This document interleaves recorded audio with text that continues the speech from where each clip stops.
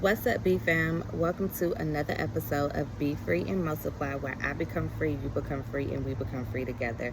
Where I talk about my past, my present, and also things that I am still becoming free from and things that I have became free from. Welcome, welcome, welcome. Listen, I think I have crowns in my mouth. I'm so sorry, y'all. But today is not going to be about a topic. Today is not going to be about none of that. Today, I want to be honest and I want to be real with y'all. And I want y'all to hear this out because some of you guys may be in this as well. One thing that I have noticed about myself these past couple of weeks is that I have not been in tune with me. And what I mean by that is that I have been running on empty for maybe the past 6 to 7 months, and I have not been dealing with the grief of my brother, also now my grandmother, and how it truly affected me. Me going to the airport every other month to go back home to be around family because I yearned for my family. I wanted to be around my family.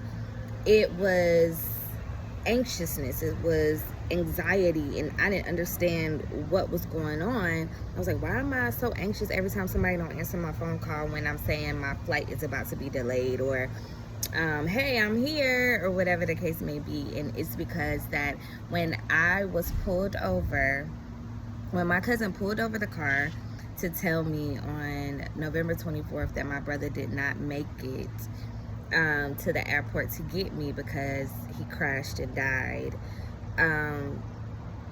it just numbed me. And not only that, I haven't been able to take that suppression of me suppressing it down, because I'm a suppressor. I will suppress an emotion in a minute, but it shows up for me in stress. I will feel the stress coming on and won't do nothing about it. I will eat, I will have a drink, and I will go and do whatever I need to do to just let it be a temporary fix. But these past couple of weeks, I could not temporary fix it. I crashed so hard that I cried and cried and cried and cried myself to sleep. I cried in the shower. I cried holding my puppy.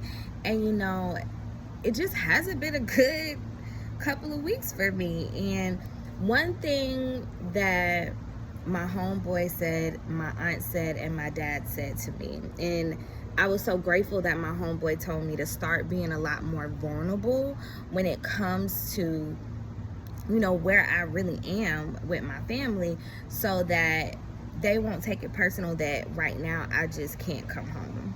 Because every time I go to the airport, I'm reminded of that. Or every time I'm home, like, I'm not there yet where I can not do certain things that I wasn't doing even when I moved here.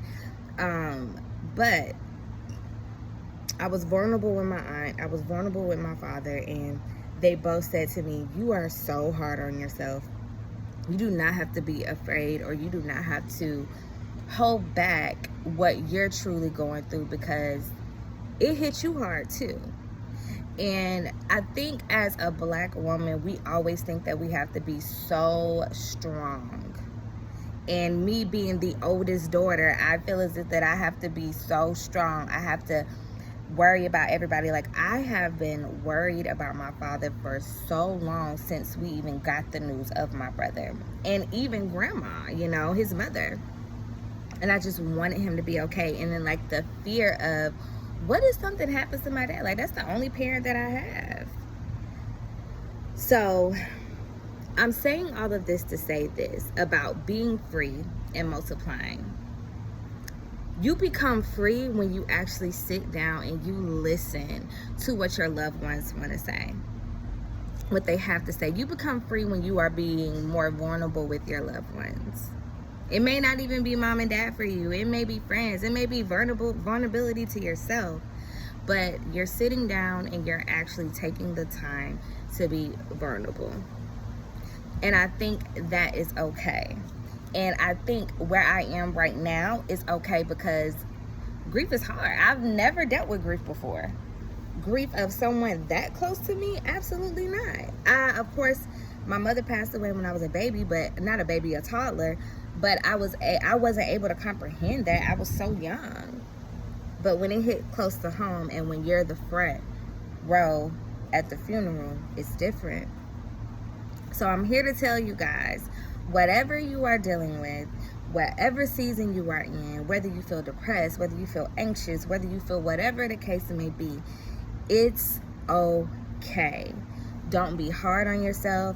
Don't make it seem as if that you got to get out of this rut. You will get out of the rut when you deal with the rut. You will get out of the feeling when you deal with the feeling. And sometimes that dealing with that feeling takes maybe a week or two, or maybe even a month or 6 months. But I promise you, the sun will come out in the morning. So take care of yourself. Be honest with yourself and say, I'm not okay. And it's okay not to be okay. It's okay to be like, today I feel fucked up. Today I feel like I am not myself. So let me just lay here, or let me go paint, or let me go walk, or let me go listen to some music and dance and see if I understand what emotions are coming up for me. Because I'm a witness that if you continue to suppress, your stress is going to take over and you're going to have debt to pay. Don't be like me and pay the debt. Be better than me. Get up. Go find that suppression. All right, y'all. I hope this blessed you guys, and see you next time. Mwah. Bye.